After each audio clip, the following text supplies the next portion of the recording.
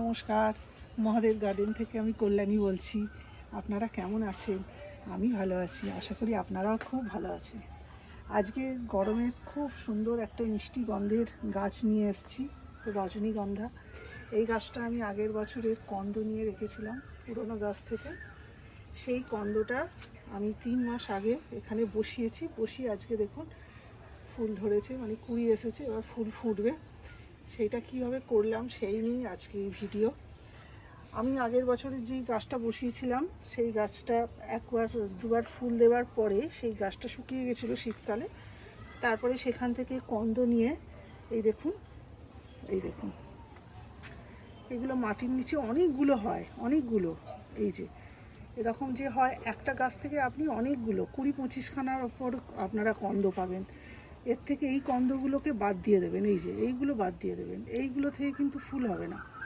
আপনারা মাঝখানের যে বড় বড় কন্দগুলো আছে, এই দেখুন এটা দিয়ে বেরোচ্ছে। এইটা এবার আমি বসাবো, সেই জন্যই আপনাদের কাছে নিয়ে এসেছি। এই দেখুন এইখান দিয়ে যে বেরোচ্ছে, এইরকম একটু বড় সাইজের কন্দগুলো মাঝখানের দিকে যেগুলো হয় সেইগুলো কালেক্ট করবেন, করে মাটিতে বসাবেন। আর পাশের যেই ছোট কন্দগুলো এইগুলো ফেলে দেবেন। এইগুলো থেকে ফুল নিতে গেলে আপনার 10 বছর সময় লেগে যাবে, আর এইগুলো আপনারা বসালে 1 বছরের ভেতরে ফুল পেয়ে যাবেন।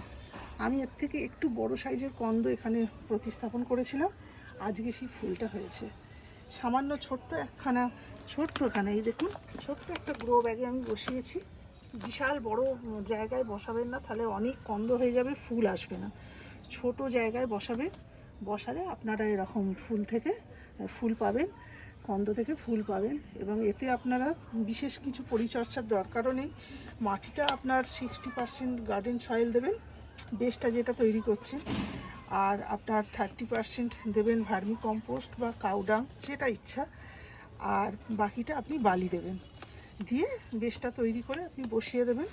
শুধু জল দেবেন, 1 সপ্তাহ এরকম জল দেওয়ার পরে যখন দেখবেন ছোট পাতা বেরোচ্ছে, তখন আপনারা নাইট্রোজেন সমৃদ্ধ খাবার দেবেন, যেমন খোল পচার জল দেবেন, বুঝেছেন, ডিএপি দেবেন।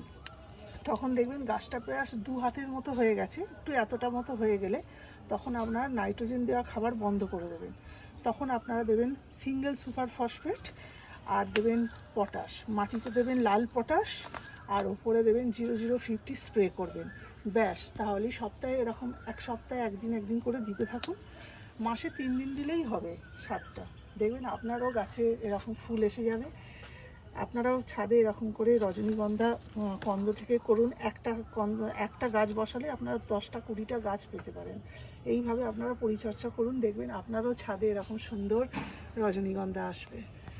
আপনারাও করুন, আর করে আমাকেও আপনাদের গাছের ফটো পাঠান, দেখে খুব আনন্দ পাবো। ভালো থাকবেন, নমস্কার। আমার এটা পছন্দ হলে আপনারা সাবস্ক্রাইব করবেন, লাইক করবেন, শেয়ার করবেন।